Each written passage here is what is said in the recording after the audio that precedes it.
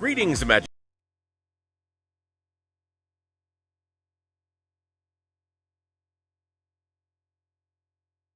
The Designing Hollywood podcast, brought to you by Martika Ibarra and the great, legendary Hollywood costume designer, Marilyn Vance.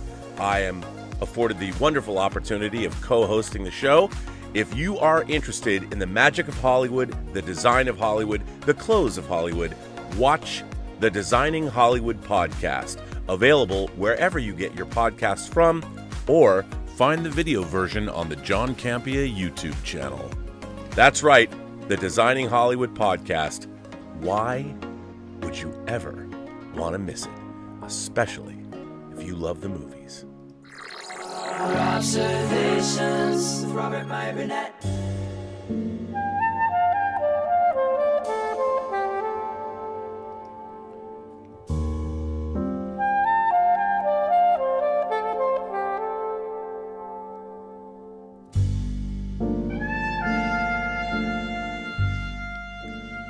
Well, greetings, imagination connoisseurs. Once again, it is I, your Duke of Dope Discourse, your master of fun and wonder, your viceroy of verisimilitude, your sommelier of sci-fi and cinema, your evangelist to the imagination and the as yet undefined. Say it with me now. Existential, Mr. Rogers. That's right. Me, Robert Meyer Burnett, and I am robcasting at you. You, imagination connoisseurs, you members of this, the Post-Geek Singularity community. This is, of course, Robservations, episode number 897. We're going to talk about sex tonight.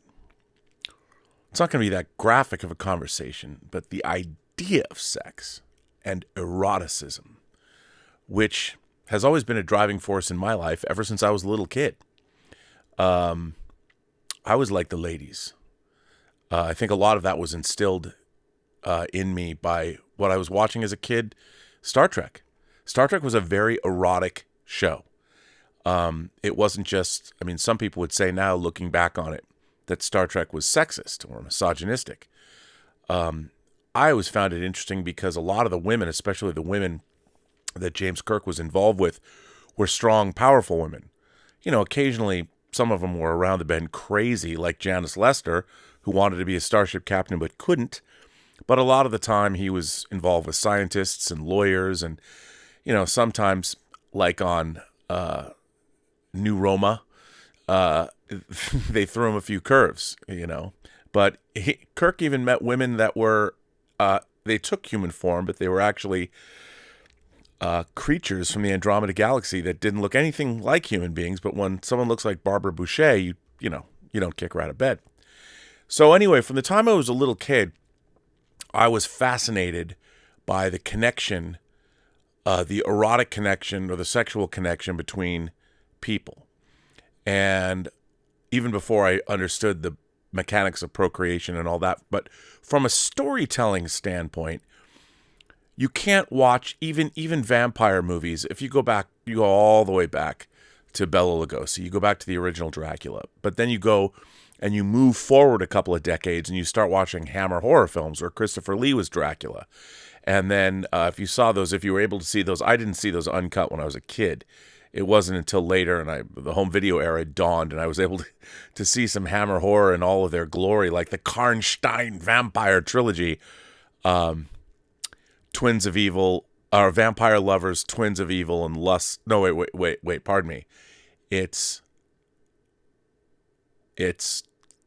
The Vampire Lovers, Lust for a Vampire, and Twins of Evil. That's the proper order. And how Hammer, a low-budget, scrappy British studio, would combine a lot of eroticism, a lot of boobs, lesbianism, all kinds of crazy stuff. And I loved that when I was a kid. I was reading a lot of very inappropriate horror novels around 10 and 11 and 12 years old. Started young, reading. I was very interested in eroticism. And then I found my mom, I snooped in her nightstand. She had these books, The Sensuous Man, The Sensuous Woman, The Sensuous Couple. And like The Sensuous Man was by like J, and The Sensuous Woman was by like G. Those aren't even the right letters. I don't even remember. And then there was The Sensuous Couple that was written by both of them. And then, you're always exposed as a kid to the joy of sex and all that. But I was particularly intrigued by it as a young age, from a young age, in terms of movies and in terms of obviously not so much on TV, but I enjoyed that. And then when we had cable, the various forms of cable starting in like 1980 and flipping back and forth and between stations you didn't get or you weren't paying for, and sometimes you could catch a glimpse going back and forth. And then during the dawn of the home video era, starting in like 1980, I was able to see a lot of movies that I was not able to see, and I was able to get a lot of R-rated fare, a lot of foreign films I was able to see, like, cable too, seeing things like Emmanuel for the first time, The Joys of a Woman.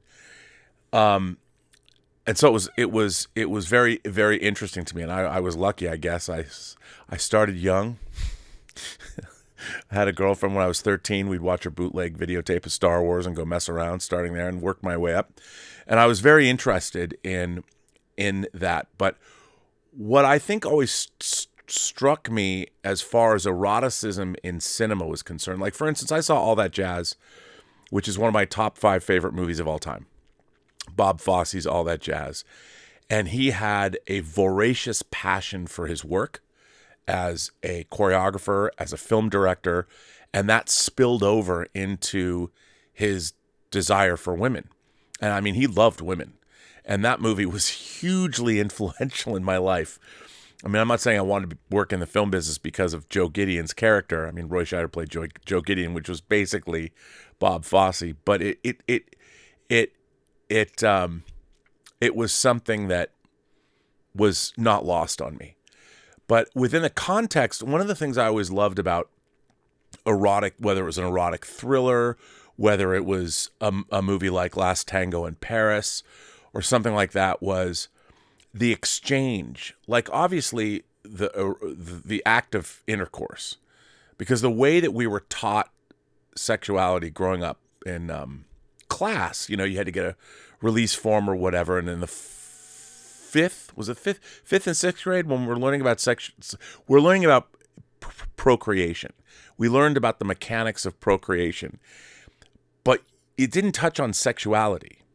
It touched on the actual mechanics of procreation. But what I found so interesting about eroticism, especially eroticism in film, was it's all in your head. The idea that we get to, it's innately built into us biologically that I think that whoever we're attracted to, whether you're a straight person, whether you're gay, you're attracted to other people, and that there was a power in that. And I remember watching Excalibur when it came out in 1981, and Gabriel Byrne plays Uther Pendragon, and he's got Merlin on his side, and he goes to this castle. They're going to make peace. And Uther Pendragon sees his rival, the rival king that he's supposed to make peace with, sees his wife, played actually by director John Borman's daughter. She's playing Igraine, and Uther Pendragon is just like, I must have her. Like, she's, hot, and she's dancing in the castle for the pleasure of all the knights, all the warriors. And he's willing to throw away the truce.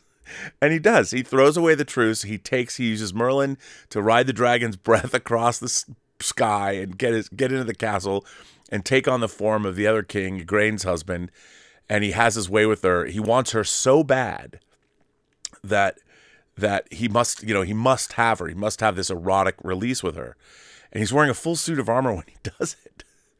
And I was always fascinated by that, because it's to me, it wasn't about power, but I always thought, well, what are you going to get out of it? I mean, I understand she's beautiful, but the way you're going about this, you're not even going to get to enjoy her. Like, the two of you won't get to know each other. You're not going to slowly learn about one another over a cup of coffee or a long dinner. You're just going to go and like force yourself upon her. And what do you think's going to happen? Like, I was always fascinated by that. Like, Uther, you fucked up the piece, and you're like, well, what do you think's going to happen now? Okay, you've done that, and that's going to last like 30 seconds. And what does she get out of it? What does she get out of it? And to me, I was always fascinated by the erotic exchange between people. Like when you meet somebody and you really connect, it's the learning, because so much of eroticism is in your mind. Like, how do you like to be touched? How do you like to touch someone else?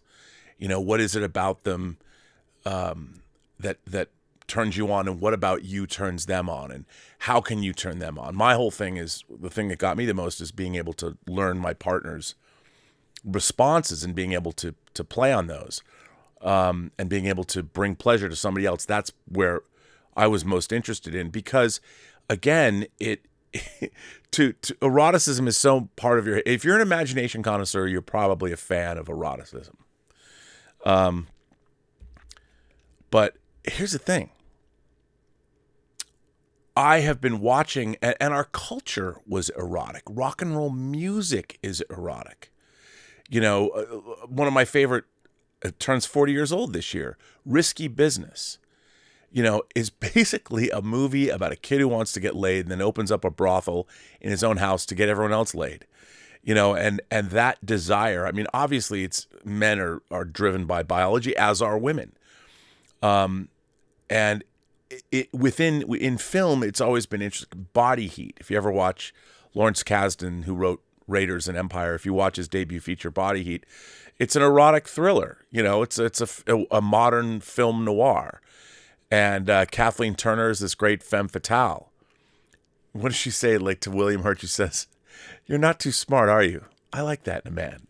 And yet, this idea that when you can lay down with somebody, and the erotic power when you have a real connection with someone and you both know how to push each other's buttons, there's not much that's better than that. And then all the politicking that goes along with it. I mean, I've always loved those kinds of films. I've always loved, and not just watching. It's not pornography. Pornography is not eroticism. The word pornography actually, its meaning is without feeling. Anything that's pornographic, it's mechanical. And I feel personally that our civilization, modern society, partly because of social media, all the eroticism has been ripped out of our culture. And, rock and roll, is it about fucking anymore? And I don't mean like rap music, gangster rap. It's go back to like LL Cool J was like the erotic rapper. I need love, and hearing people like Keith Sweat, even his name. But now everything is explicit. And explicitness is not necessarily erotic, and it's usually not. Well, and I've watched sort of, now it's like, oh, if you want to get off with somebody, you swipe left or swipe right or whatever the hell you do. I've never used Tinder at all, ever in my life, so I don't even know which direction. If you were to ask me, Rob, which direction, if you like somebody, do you swipe right or swipe left? I would assume you swipe right, but I don't know. I've never used Tinder. And part of the fun of when I was growing up was meeting somebody. Was to be able to walk into a bar and, have a connection with somebody, and you never knew where that was going to lead. A lot of the time in LA, it led someplace where you really wanted to go. I've told some stories on this platform about my youth. It was all good. So that's why, first of all, I have to say that this article that I wanted to share, that I read it, but at the same time, I want to give it up for Gay Clevin Lundstrom. That's who sent me an email. And Gay just sent me this article that was in Deadline that I want to share with you, that I had found. It was published yesterday. But I've always lamented, I've been talking a lot for where are the great erotic thrillers of the modern age? There's a good one, a pretty good one on Netflix right now. And it's directed by a woman, and which is great to see, because I think there needs to be more erotic thrillers made by the ladies, because there's always an interesting bent.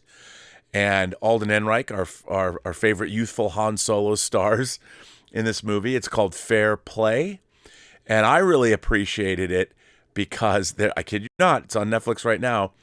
It's first of all, I really love this movie. I thought it was a great movie. It's dark and twisted, and I liked it. But it has a scene where the opening of the movie, they're at like a wedding reception, and the Alden Ehrenreich and his girlfriend, I forget her name, her character's name, go into the bathroom, and like he goes down on her, and she has her period, and they get blood all over their clothes, and I'm like, and he of course loves it, as you should, and I was like, bravo, fair play, you go, and I was like, okay, now we get to see some real. And it goes from there. It's actually got a lot more going on, but it's really, really good. But anyway, so this article got published in Deadline yesterday, our favorite industry news magazine, online news magazine. And here's the article. It's by Denise Petsky, and it was published at 6 a.m. yesterday. Youths say no to sex and romance in plot lines of TV shows and movies, and yes to content focused on friendships. UCLA study finds. A UCLA study finds teens and young adults are not interested in romance and sex in plot lines of most TV shows and movies, while a majority is interested in content about friendships and platonic relationships. The recent Teens and Screens report conducted by the Center for Scholars and Storytellers at UCLA found that 47.5% of teens and young adults ages 13 to 24 think that sex and romance are too prominent in TV shows and movies. And 51.5% want to see more content focused on friendships and platonic relationships, with 39% saying they particularly want to see more aromatic and or asexual characters, ace aro on screen. More aromantic, not aromatic, aromantic and or asexual characters on screen. A near majority of those surveyed felt that romance in media is overused. The annual report surveyed 1,500 young people, ages 10 to 24 in August of 2023, with 100 teens from each age bracket taking part. Respondents closely reflected the U.S. Census in terms of race and gender.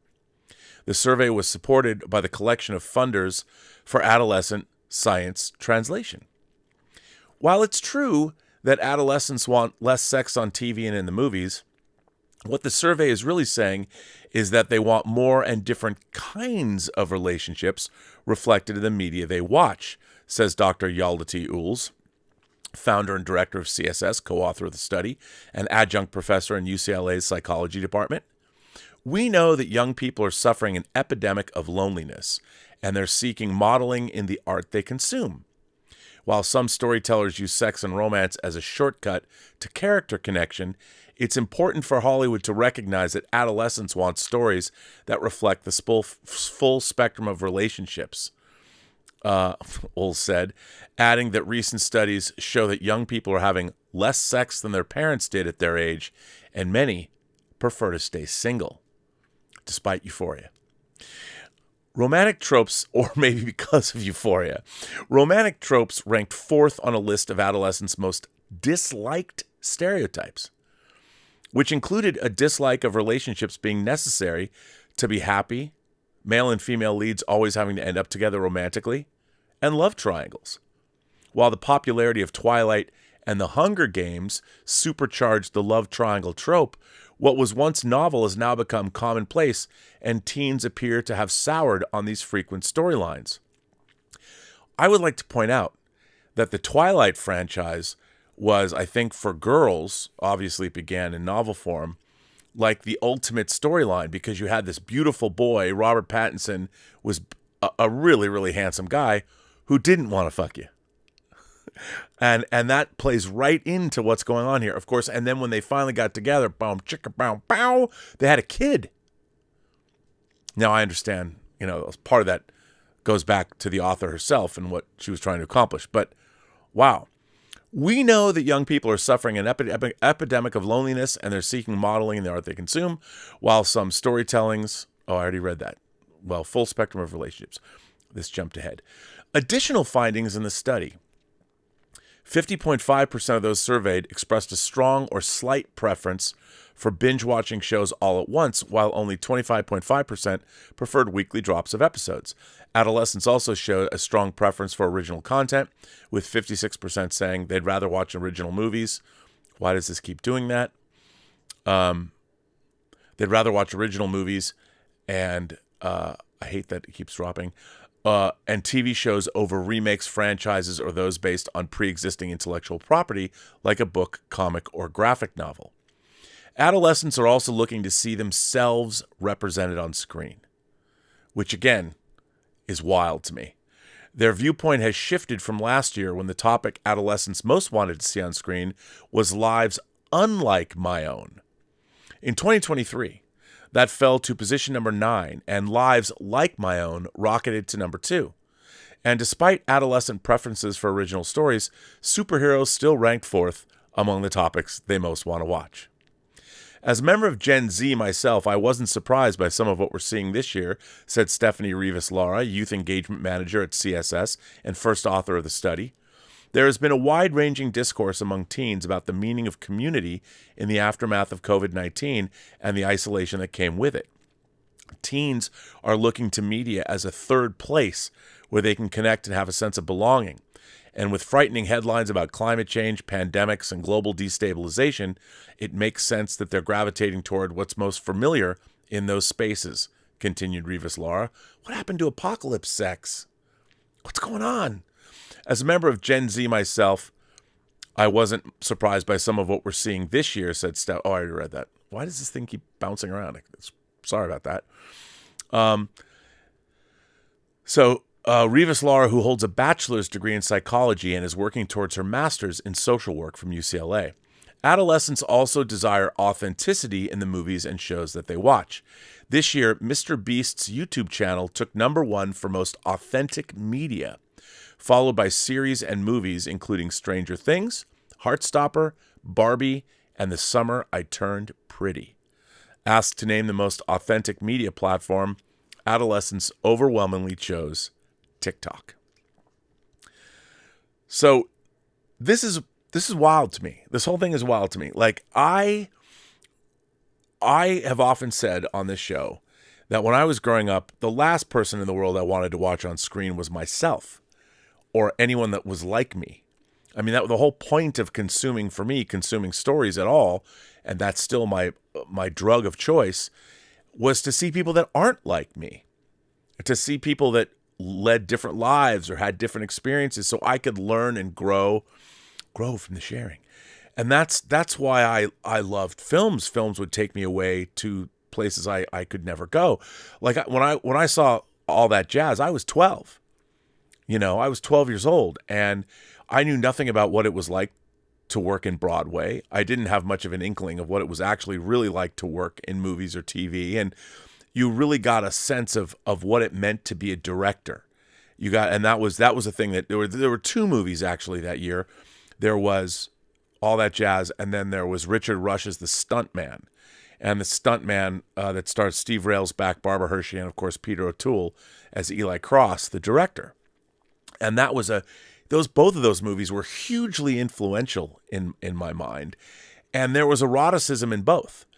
And to me, what it said to me was the creative impulse. People that were creative and artists and things like that, they had an erotic bent to their personalities, because when you really think about it, I mean, the human act of love is a little goofy. It's kind of goofy. But it has fueled so much of art throughout history. Helen of Troy, I have to have that girl. And to me, having a girl as a guy was never enough. What you wanted was the girl to want you, and you wanted her to bring something to the party. After all, it takes 2 to tango. And what you want to do is find a partner that's just as horny as you are, that wants to do the same things to you that you want to do to them. And I've been at least that's the way have always thought about it. And all of those movies, like I always loved a movie that had The Unbearable Lightness of Being with Lena Olin. I mean, she walks across, absolutely spectacular. And Grace Kelly, even though Grace Kelly in Rear Window is one of my favorite fictional characters of all time because she's incredibly feminine, yet she's plucky and she's capable and she's really smart, and yet she really loves Jimmy Stewart. Why he doesn't immediately like fall all over her, I will never know, but hey, we'll go with it. But amazing. But I've always loved those kinds of things. Even Fritz Lang's Metropolis, you know, you look at, it's a silent film, 1927, one of the first, if not the first epic science fiction movie. But even that, I remember seeing that for the first time. I saw it, I probably was around 11 or 12 when I saw Metropolis for the first time. And there was eroticism in watching the robotics come to life. Maria, the whole transition of all of that. And of course, C-3PO is derived from the robotics from Metropolis. And it was even, I found Metropolis, my young self found Metropolis to be very erotic. And I've always loved those stories about, look, while I'm sure a lot of people would, I don't know what they're going to say about me after this episode, but like 9.5 Weeks. You know, how do you not watch 9.5 Weeks and think Mickey Rourke, who's a fucking asshole in that movie? However, obviously the Kim Basinger character is responding. You know, there's a moment where Kim Basinger asks Mickey Rourke in that movie, how did you know I would respond to you the way I have? And Mickey Rourke says, because I saw myself in you. What a dick. But anyway, you got to love that movie. And of course, that movie, Zalman King and Patricia Louise Knopp, his wife, and Zalman King was like the Two Moon Junction. Like, hey man, if you haven't seen Two Moon Junction, you'll probably laugh at it now. But Two Moon Junction and Lost Boys, when you put those on for a lady at your house to watch, you were in. I don't know why. It was the late 80s. What can I tell you? But yeah, I mean, that was something, and it's something I've missed. That's why watching Fair Play on Netflix, I'm like, all right. You know, you can see the politics of eroticism and the workplace skullduggery. I mean, it was some dope ass shit. That movie's pretty great, and you got to watch it because it is also very erotically charged. You know, Fatal Attraction. That was a huge movie. You know, it was a huge movie that casts an adulterer in the hero mold, and that was another movie. I'm like, how when you watch Fatal Attraction, not the TV show, which just got canceled, and Rabbit Hole just got canceled. Damn you, Paramount Plus. I like Rabbit Hole. I didn't like the Fatal Attraction TV series very much. Not that everyone didn't give it their all. It's just like, come on, stretch that out to what, you're going to go into season 2? But I remember thinking, there's a scene at the beginning where Annie Archer is, and they're getting ready to go somewhere, and she's exquisitely beautiful. And you're like, come on, dude, you're married to Anne Archer, and you're gonna get hooked up with the harpy that Glenn Close becomes, although she's great in the movie. Or Ellen Barkin in Sea of Love. I believe in this. I mean, where are these people today? What's going on? Swiping left and right, that's no fun. You know, you hook up, it's almost like you're doing, you scratch my back, I'll scratch yours. Where's the erotic compulsion? Where's the erotic obsession? You know, two people that become obsessed with one another. James Foley's Reckless when Aidan Quinn gets obsessed with Daryl Hannah. Have you guys seen that? That's a great teen film too. Back when they made teen movies that meant something. Although Rumblefish and Risky Business make a great double feature, and they're both from 1983. And if you want to see great teen films from 40 years ago, watch those. That's a great double bill. Throw in Valley Girl. That's a cute movie that's also from 1983. I can't believe it. Crazy. But anyway, I read this article and it just made me depressed. And I was thinking, wow. And I did go back to things like The Hunger Games had a love triangle, yes, but there was no real fucking in that. I mean, yeah, okay. I get it. Maybe there would be later because we're fighting for our lives. But, you know, all of this, I would think now with all of this sexual identity, the identitarian politics of today, again, I ask the question, if I was non-binary, and I would think the opportunities would be twice as much. It would be, as Tom Cruise called, or as they said in Risky Business, a target-rich environment, you know? But but it doesn't ever seem to be that way. And I'm like, okay, everyone's coming to grips with who and what they are. Appreciate that. But again, I ask, where's the fucking? Where's the erotic power that drives you? Where's the creative energy that you can channel that eroticism into great art? Where is it? Where did it go? It's become so malevolent. You know, it used to be like fun to go out and meet somebody. Now it's people are barely paying attention to you. And when they can swipe left or swipe right or whichever way they're swiping, I don't know. I guess that's more important than actually being a cunning linguist and being able to talk to someone. Wasn't that the thrill? And I certainly was when I moved to LA in 1988. The 90s were a lot of fun in this town, let me tell you.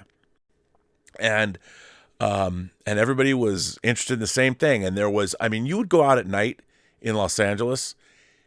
The whole city was erotically charged. I mean, all of it.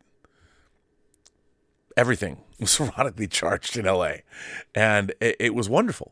And it was, and I'm not saying that it was only about those things. There's a lot more going on too. But I mean, going to concerts, everything was, I'm watching for all of the heartbreak that Taylor Swift talks about and all those things. Has she written an erotically charged ballad? Has she talked about, I don't know. Is there the Taylor Swift version of She Bop? I guess that would just be by yourself. But anyway, I don't know. I don't know. All I can say is that I like to see fair game. I can say fair game. That's the Cindy Crawford movie. That's not the same thing with the Baldwin boy. No, I'm talking about Fair Play. It's on Netflix right now. You should check it out. It's pretty good. And I'd heard about it on the festival circuit, and I'm like, all right. And the strange thing was, I understand that it's a lot of people would say, well, Rob, what you're talking about is a very patriarchal view of relationships. And that's why, we're not going to get teen films like The Last American Virgin or Porky's that are very male-centric. And I'll tell you something. Bottoms and Joyride, which were from both movies from a female perspective. Bottom was made by the people that made Shiva Baby. And then you had basically all these women in making Joyride. And I thought it was so great to see a raunchy comedy from the female perspective. And those movies didn't make any money. I thought Joyride was going to be hugely successful. And it wasn't. And I think the people that picked it up for distribution thought it was going to be hugely successful too. And I laughed my ass off and I was like, yes, a raunchy comedy from the female perspective, bring that on. And I really enjoyed it. And I don't know why it didn't make any money. I mean, I believe civilization needs eroticism and the erotic impulse to continue. And, everyone's so, despite what else is going on in the world, there is a malevolence to the world now, especially when you go out at night. When you go out at night, it can get the atmosphere in places. And admittedly, I don't go to places like I used to. I'm old. Nobody goes out. You're settling down and you don't go out to clubs and party the way you used to. It'd be kind of sad to be. I always thought I would never be the old guy in the club. Was that the Eddie Murphy routine? And here we are doing the white man's overbite in a club, which is sad. But yeah, old dads. But it's I watched Old Dads. I didn't love it. Some of it was good. I thought it was all over the place. But, was it Bill Burr's first film he directed? You could tell it was the first film, but yeah, there was some of it that I liked. But anyway, where's the erotic power in our civilization? And apparently it's being bled out of us. And I think that's a shame. We need to bring back the eroticism. We need to bring back the erotic thriller. But I want to see highbrow erotic thrillers that push the envelope. I mean, give me something that is it maybe not so transgressive, but it truly pushes the envelope. I mean, that's why, I have a great love for Catherine Trammell's character in Basic Instinct. I love Basic Instinct. And I love the fact that Paul Verhoeven said that Catherine Trammell is basically the devil. She is the devil, and she's going to lead everyone, all the characters, to their doom. And I love that. And Basic Instinct, there's a lot of erotic power in that movie. And Paul Verhoeven was the master of that. I mean, if you go back and you watch Turkish Delight, there's a lot of eroticism in Spetter's The Fourth Man. I mean, Paul Verhoeven knew what was going on. If you want a fun triple bill, watch Turkish Delight. Although Turkish Delight gets depressing, but watch Turkish Delight. Watch The Fourth Man. Those are both Dutch films that he made before he came to America and made Flesh and Blood and then RoboCop. And then watch Basic Instinct. And I've heard too that one of the reasons they haven't released a 4K of Basic Instinct, which is a huge hit when it came out here, is because there's people at Lionsgate now that I guess they own the domestic distribution, find it problematic. It's like, come on, man. What happened? What has happened to us? What has happened to us? I don't know. But I want eroticism to come back, rather than fascism and far left authoritarianism. And let's bring back the eroticism instead. If you're going to bring back an ism, eroticism. That's what we need. Give eroticism a chance. If John Lennon was back here, he would sing the same song. Let's see. What do Scott Bartholomew says? Scott Bartholomew sends in a super chat and says, "The ultimate Star Trek eroticism is amok time. Spock had to do it or die." Well, to be fair, that was a biological imperative. He had to mate once every 7 years, or they will die. He'll die. So Doc Civil said, "I would think having superpowers would be a huge aphrodisiac." Oh, I think it is. I mean, there's been a lot of comics. Alan Moore delved into that a little bit with Watchmen. Dan Dreiberg, Night Owl, couldn't get it up, but then put on your costume, beat up a few villains, and it brings back your virility. And that was definitely an underpinning in that, which I found fascinating. Scott Bartholomew says, also the TNG episode where Troy and Crusher are exercising in skin-tight yoga pants. Ha ha ha ha ha. Well, okay, that we could see that as being erotic. I saw that as being more comedic.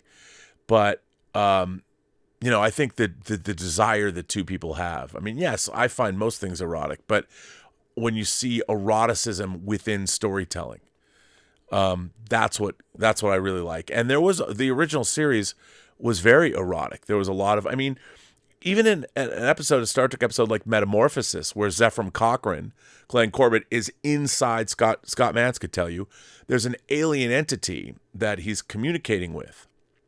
And this alien entity, it looks like a cloud of flashing lights would surround him and envelop him, and that's how they would communicate. And then you find out over the course of that episode that creature is a woman, is a female, and that you realize that there's, even as a kid, I was like, wow, I understood that you're watching a human being basically have alien sex, or at least erotic communication with an alien life form. I even knew that when I was a kid, and I love that. I'm like, I want my companion. Boom, chicka, boom, boom.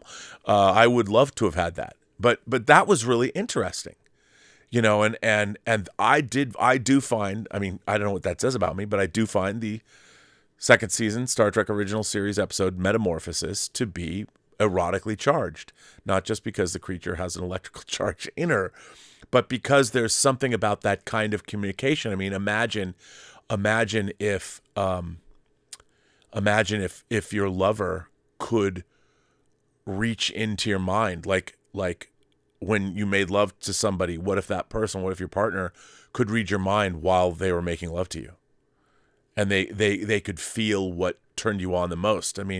We basically live in these meat sacks, and the idea that our intellect is trapped in these physical bodies, and yet these physical bodies can bring our intellect, our minds, so much pleasure and ultimately pain when they deteriorate and we die of old age. But and I've always found that to be very interesting as well. So, and then the idea, I mean, if you really think about it, how we perceive ourselves and what it is that we find, what is a turn on and what isn't. It's all very interesting. And I think erotic, there's a creative impulse with the erotic. I mean, Cronenberg tapped into it, and very interesting stuff. So it's fascinating. Scott Bartholomew says the ultimate trek. Oh, I already got that's. Sorry, I already did that one, Scott. I apologize. Darth Plato says, okay, Darth, our resident historian on this channel, Josephine D.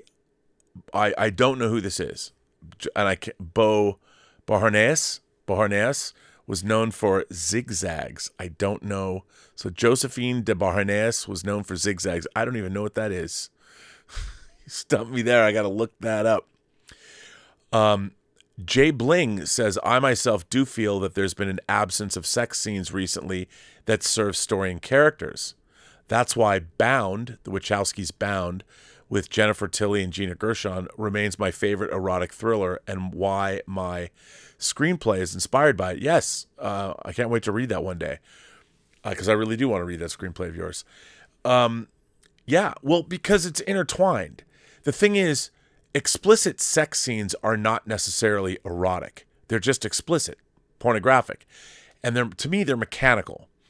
And a thing, I'm not necessarily a fan, this is important, I'm not necessarily a fan of, I'm not talking about sex scenes. Anybody can shoot a sex scene. If you want, you can go to any number of websites and watch.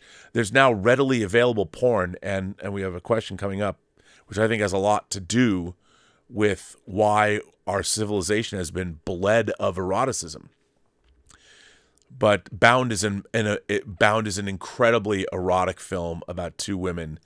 It's a crime thriller, but it's about two women that basically fall in love, and it is incredibly erotic. And the Wachowskis do a great job with it. Scott Bartholomew says, I watched TOS's The Paradise Syndrome on H&I Network. Kirk and Miramonte's relationship was erotic. Cried like a baby at the final scene. Oh, I totally agree with you. It was erotic because there was real love and feeling between them as well. And it made it that way. I totally agree with you there. 100%. 101 Johnny says, how sexualized was the 80s compared to the present day? I think the loss of interest in the erotic is because it needs to be something of it needs to be a mystery or special.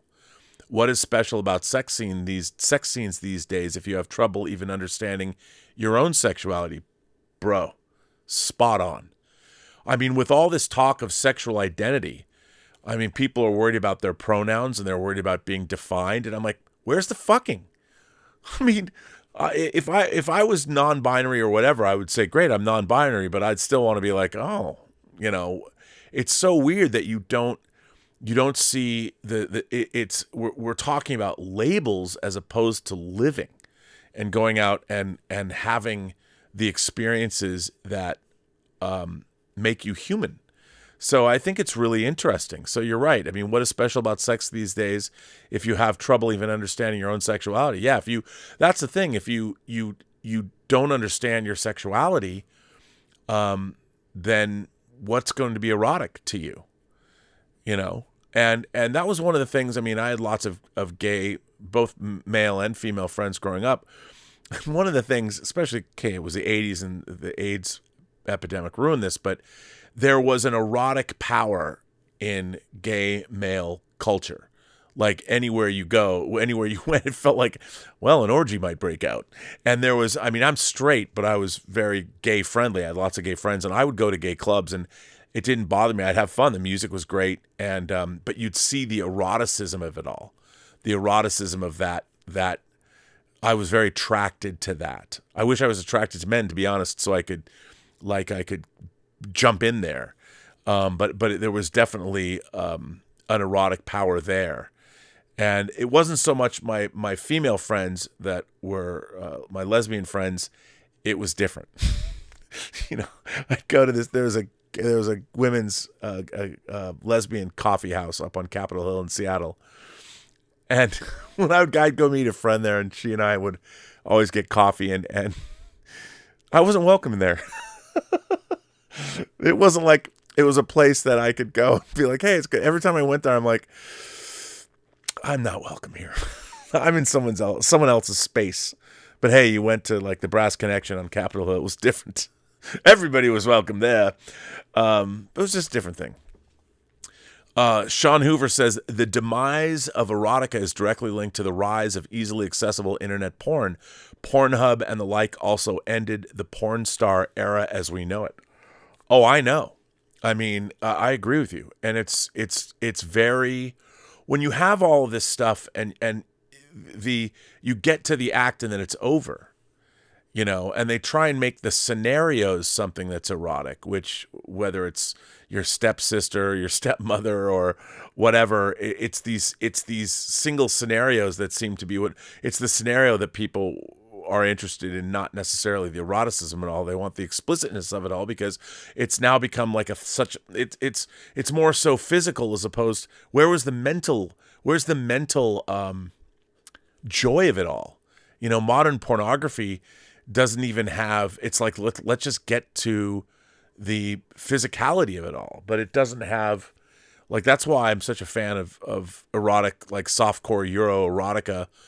Like, if you guys want to see a really interesting movie, look at Radley Metzger's The Licorice Quartet or The Image or something like that. And then he took the name Henry Paris and started making other interesting erotic movies like Barbara Broadcast or The Afternoons of Pamela Mann or stuff like that. But we've missed all that.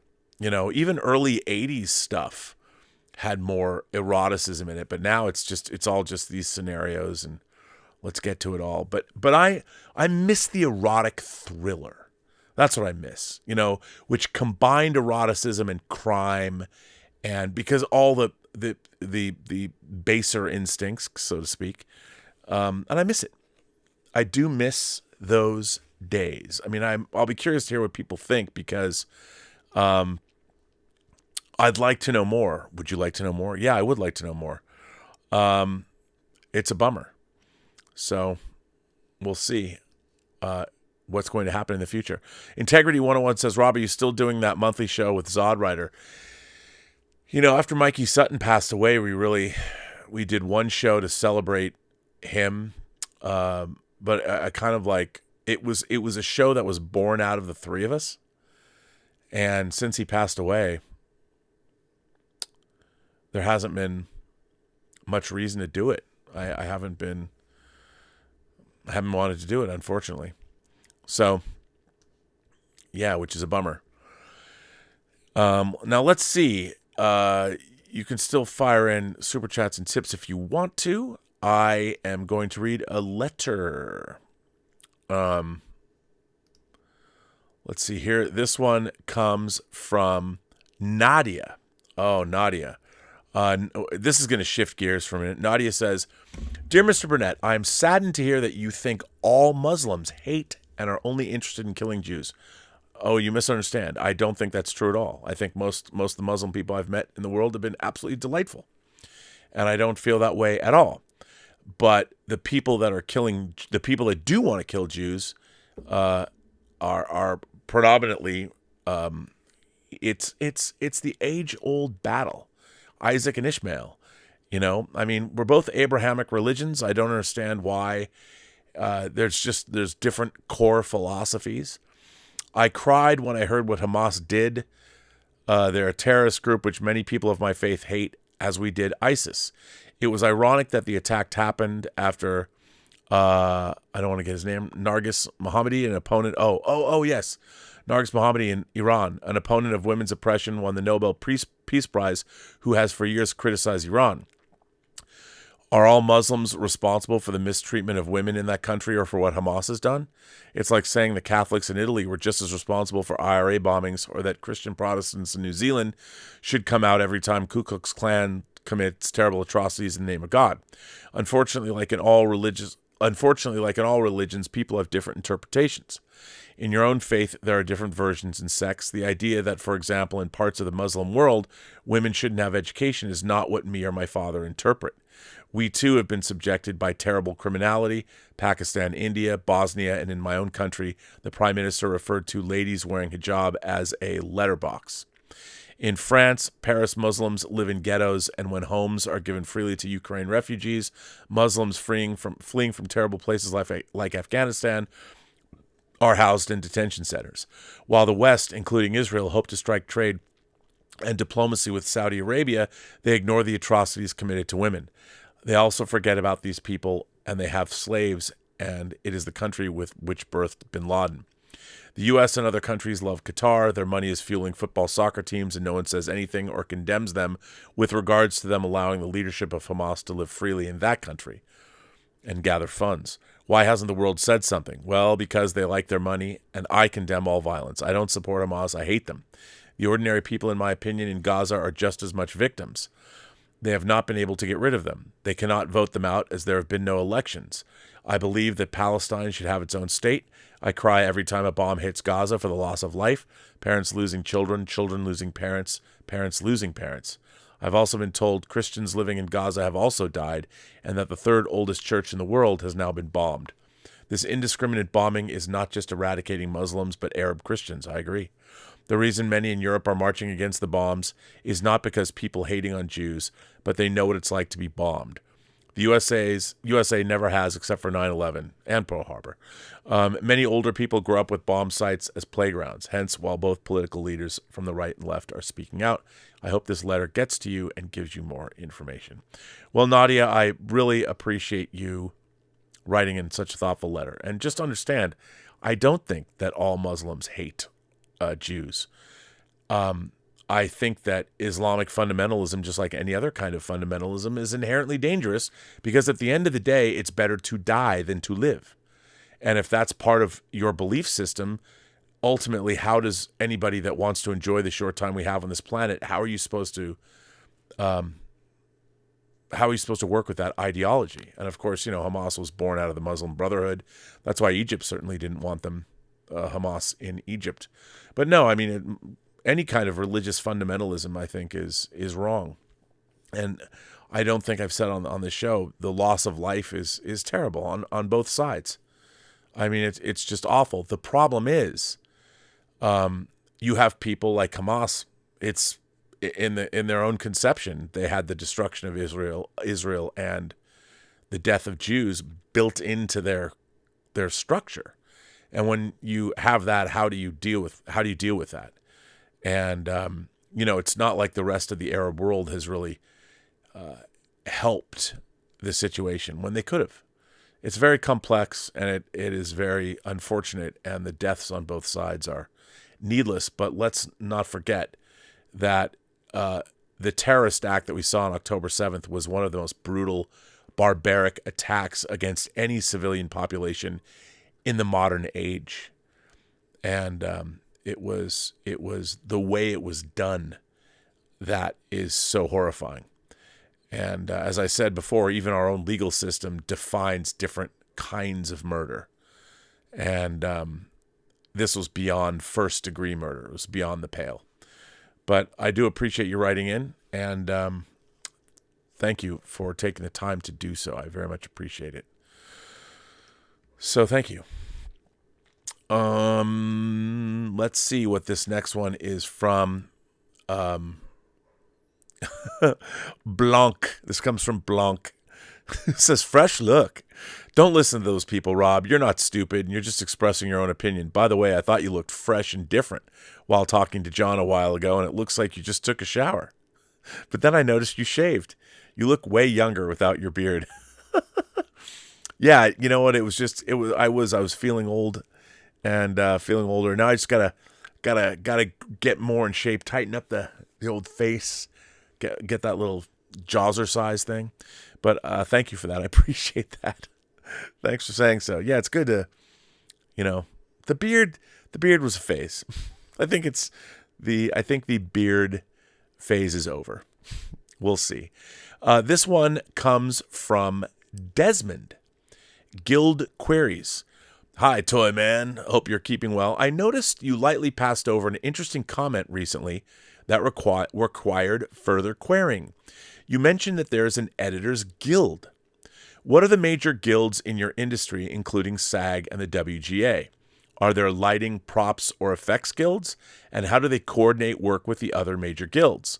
In relation to studios trying to buy actors' likenesses or voices, well, let me take these one at a time. Number one, what are the major guilds in your industry, including SAG and the WGA? Well, there's IATSE, and they basically, there's like all the tradecraft people, whether it's the camera department, whether it's hair and makeup, whether it's the costume department. Those all fall under different IATSEs. There's different guilds. And so, yeah, there's a lot. Are there lighting, props, or effects guilds? Yeah, they're like IATSE. There hasn't been... They're now starting to unionize the VFX crews because people have abused them so badly. And I'm all for that. And the guilds usually try and support the other guilds through collective when they're doing their collective bargaining. But sometimes you'll see there's been no love lost between the DGA and the WGA and SAG recently because the WGA was out there talking. The WGA is the Directors Guild. And they were out there talking to the studios a year before any of these strikes started. So, and then 3 asks, in relation to studios trying to buy actors' likenesses or voices, wouldn't this be an opportunity for actors to track studio usage with blockchain so they can get compensated upon use? Well, here's the thing. What you're seeing now is like a lot of musicians are selling their entire back catalogs off. And I think actors are going to do the same thing.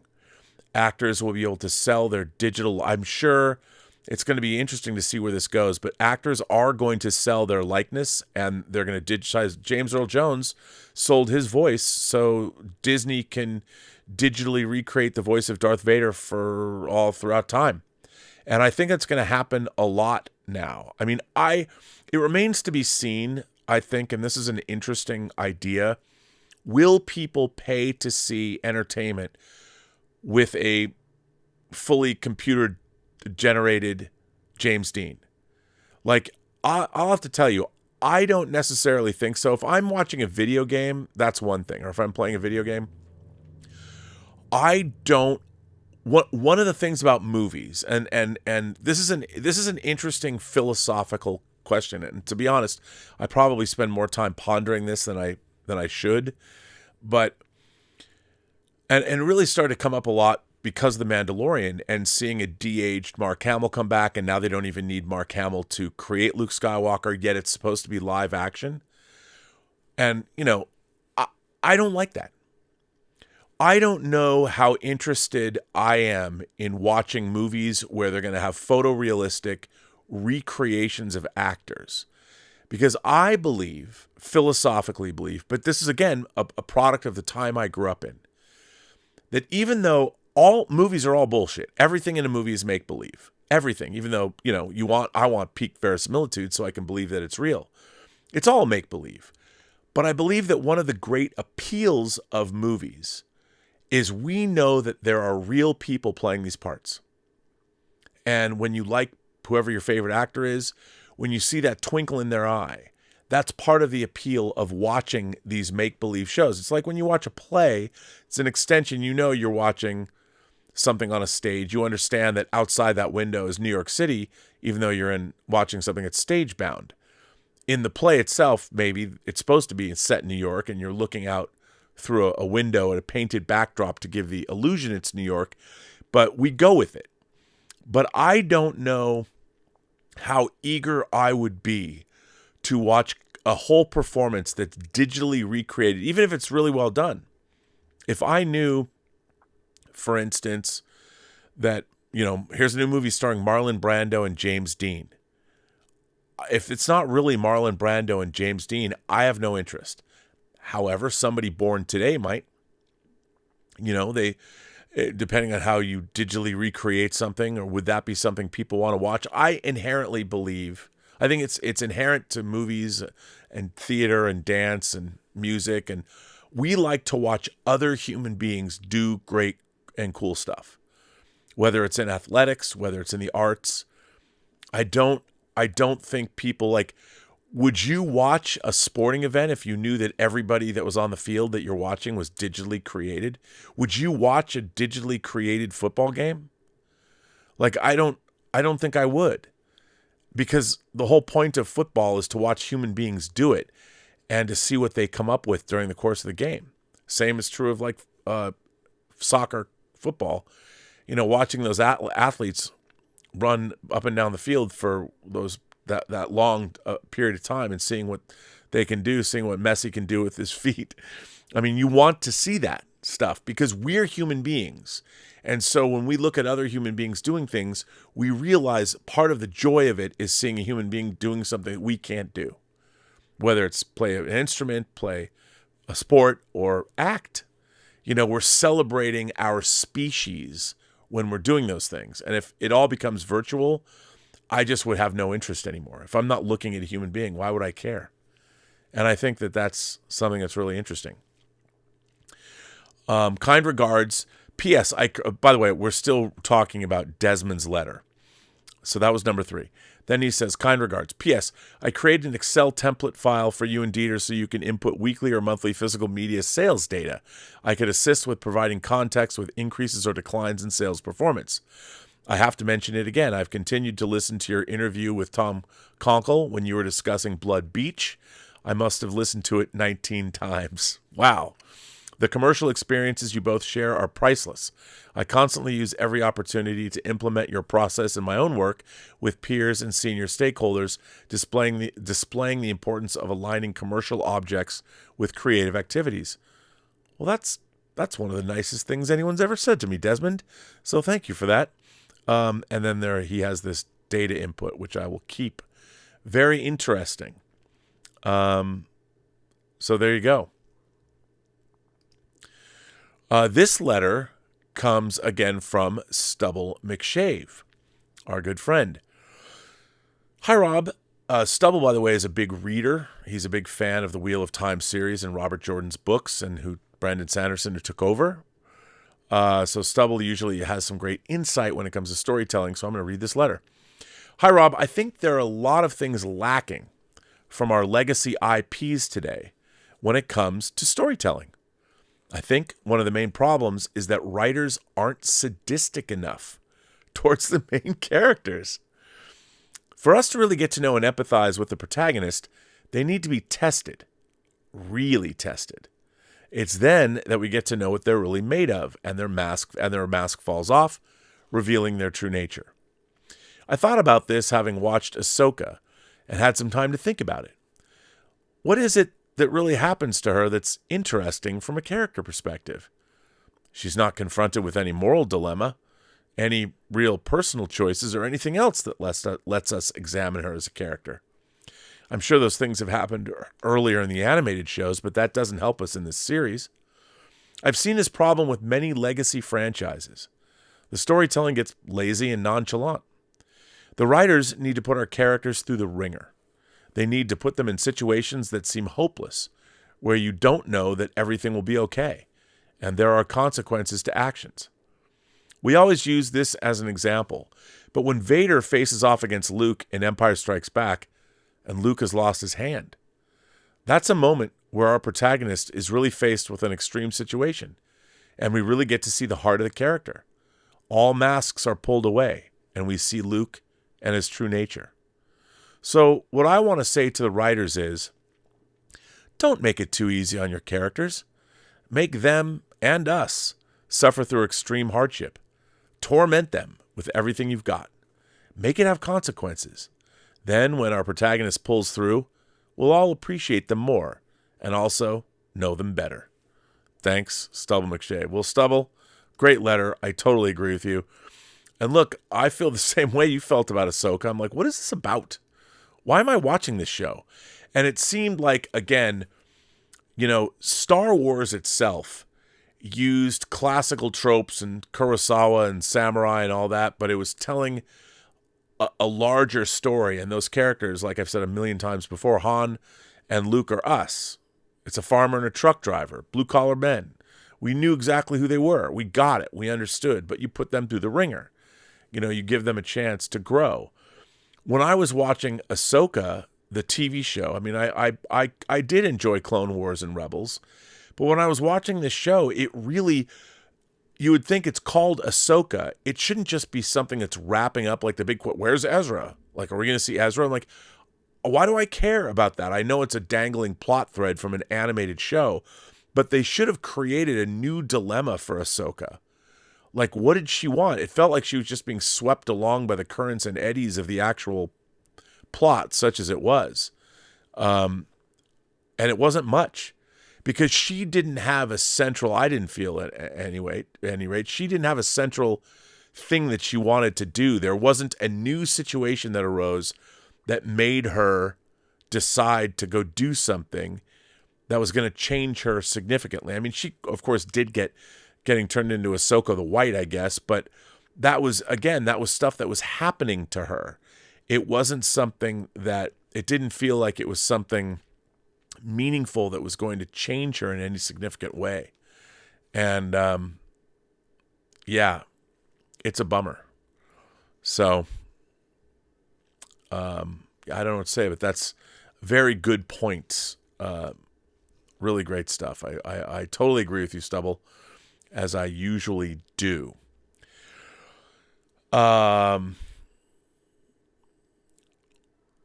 Let's see. Wow, there's a lot of you guys have fired in some interesting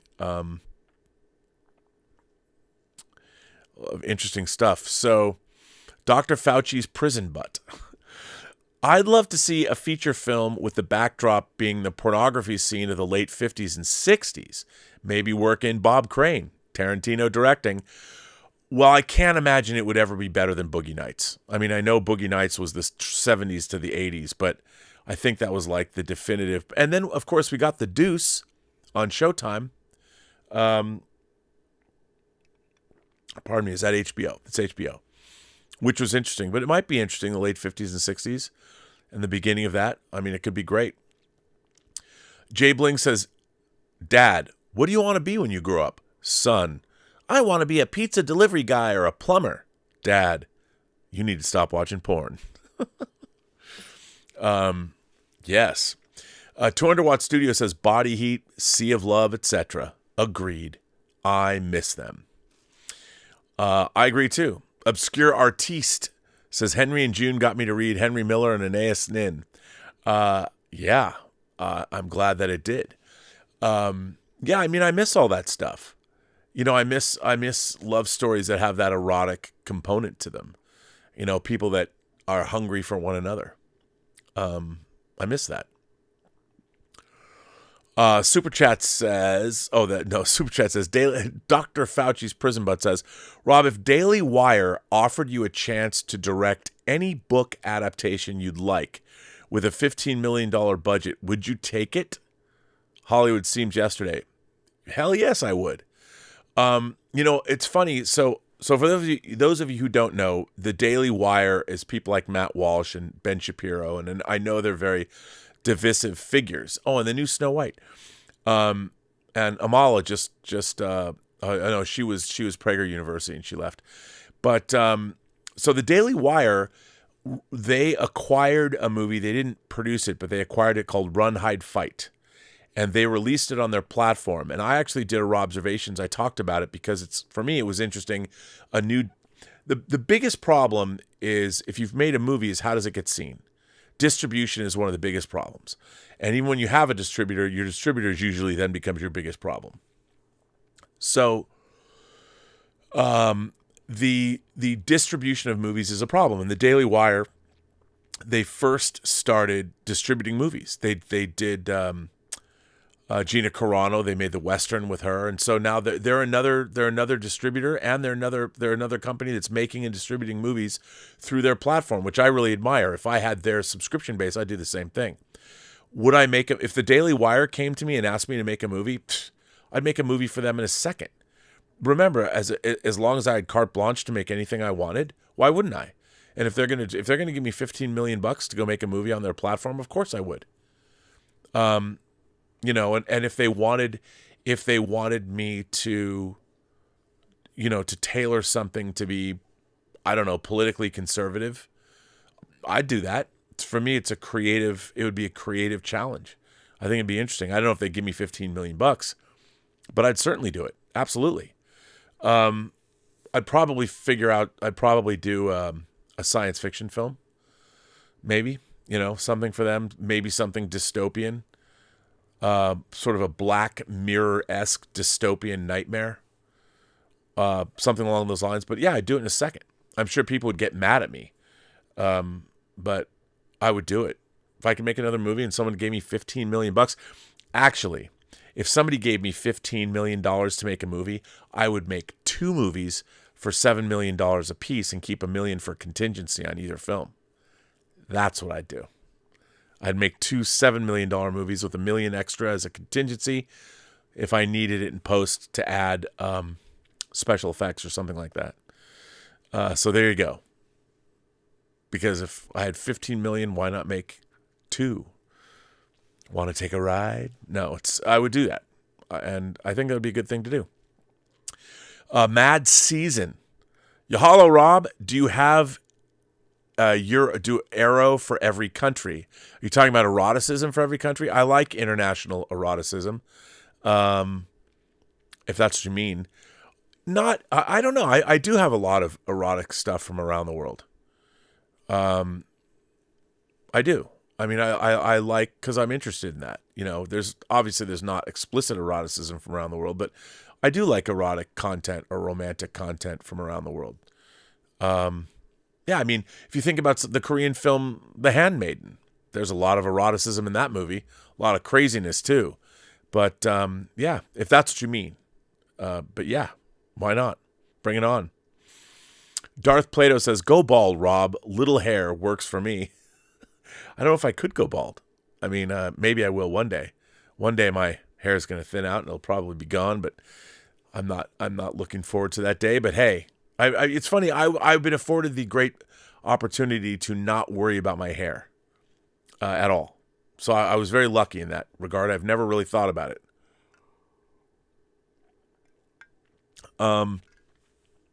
Jason Webster says, hi, Rob. The last 6 years have seen many films hampered by messaging prioritizing good storytelling, especially IP franchises. What's your view? Oh, Jason, I totally agree.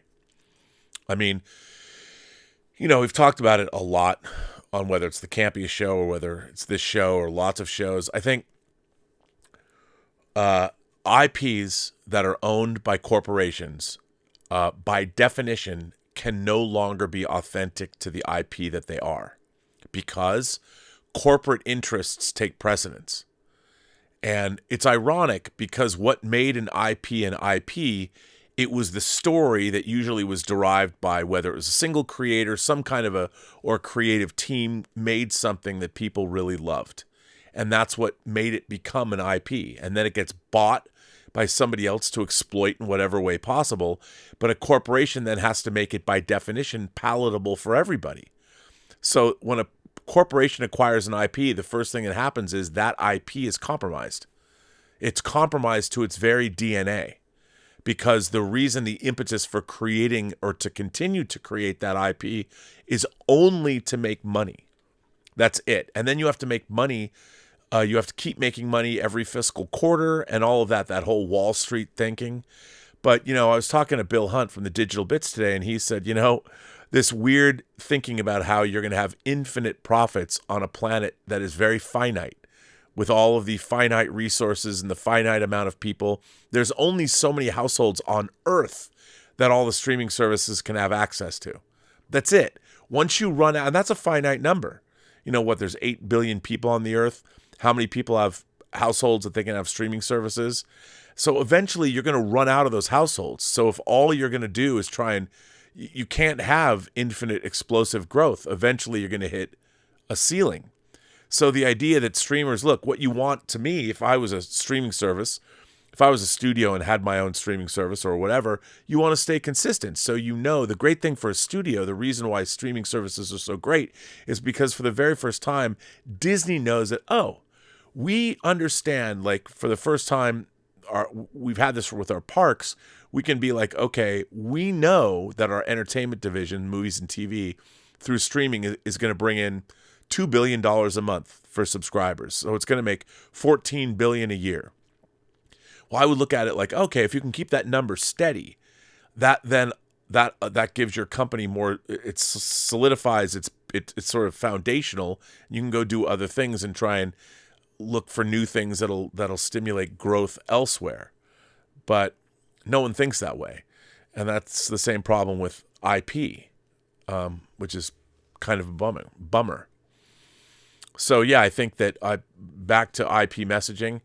Once an IP is bought by a corporation and the corporation gets to control what's done with the IP, it's never going to be great. You might get shining glimmers within that, but overall, because the impetus to create itself is gone. Jason Webster asks, what is your favorite film release of 2023? Ooh, that's a good question. I mean, look, I really liked Air. Just appealed to me. You know, I really liked Air. Obviously Oppenheimer I really liked Past Lives. I thought that movie was sublime, beautifully shot. But yeah, I mean, those are the three that off the top of my head that I would say. I haven't seen Killers of the Flower Moon yet, but there's been a lot. I did like, you know what, I have to say that Fair Play was a favorite. It was right up there for me. So yeah, I enjoyed them. I enjoyed those. I thought they were good. So yeah, let's see if anybody else has fired in anything. I don't want to miss any one of your questions. Yeah, there's more. Freeman Films says, I miss classic erotic thrillers like Fatal Attraction and Basic Instinct and Jagged Edge. Has erotic films gone away? I think they have. I think they have because though that subject matter, which fascinated humanity for so long, I think our other viewers are quite astute in saying that when you have readily available pornography, even when I was a kid, as much as I was a horn dog, it's still, if you wanted to watch porn on VHS or something, you didn't usually have your own VHS machine. There was a family VHS machine, so you had to wait. There certainly wasn't the internet, so you looked at, I guess, dirty magazines. But now with such readily available pornography everywhere, that, you can just pleasure yourself the way you want to. You don't have to have a disappointing sexual experience with someone else who's inexperienced or lack of they don't have, say, the same sexual desires that you do. And so the sexual experience with whomever becomes disappointing. As Woody Allen said, masturbation, it's having sex with someone you love. So there you go. But watch, someone's going to cancel me for bringing that up. But it's yeah, I think that's true. I think that we now have all the explicit sex you want to see it at the touch of a keystroke, and I think it has seriously diminished the eroticism in our culture, which is a bummer because eroticism is what drove so much of creation, whether in terms of art, music, design, and when we lose that, and by the way, I also think that's a real problem with younger people. I think the lack of eroticism, the lack of I mean, now it's just all this fleeting hookup culture, and that's a mistake too. Or as this article said that brought on this episode, and that is incredibly. Scott Bartholomew says Crusher and Picard, Troy and Riker, erotic overtones. Yeah, but I think eroticism. I think that they didn't play up the eroticism of that. I mean, yeah, you look back at Naked Now or something, a first season TNG episode. But yeah, I mean, there was that they would more play up the romantic, the respectful love aspects of the relationships. But yeah, that stuff was definitely there. I mean, for sure. For sure. So yeah. Which is good. I mean, again, Star Trek, I think had a lot of very erotic things going on, which was one of the great things. But yeah, so that was good. But yeah, Darth, that's another thing. I watched Ahsoka and it was kind of boring because there was no peril. I never felt really that much was at stake. And when they were ramping up the peril toward the end, nothing really happened. It was odd to me. Odd choices were made. And I didn't quite understand it all. So, well, listen, I think I've got more work that I have to do. I wanted to get a show in though, because I wanted to read this article before it got too late, before it was old and everyone had already read it. But I'm going to bring an end to this show. It was a good show. It was a fun show. I hope you guys had fun. I'd be curious, what do you guys think about eroticism? Down in the comments, leave me a comment. And yeah. So, on that note, I want to thank Tom Jr. Jackson for being a great moderator. And I want to thank everybody who generously supports the channel via Super Chats and tips. There will be a member call this weekend, 11 o'clock on Saturday. And I look forward to seeing y'all then. So that would be great. Tom Jr. Jackson says I would reenact scenes from Cruising. Hey, why not? I mean, there's eroticism there. So we shall see. But anyway, yeah, that would be actually kind of fun. Maybe I'll dress up as a character from Cruising for Halloween. Although I'd get in trouble if I did that, I think. The wrong kind of trouble. Bad trouble, as Gigolo Joe would say. What do you know? So everybody, thank you. And remember, every person you meet has a story to tell that you have yet to hear. And all you have to do is listen. And with that, I say to everyone, have a better day. And watch Fair Play. And tell me what you think. I'd love to know.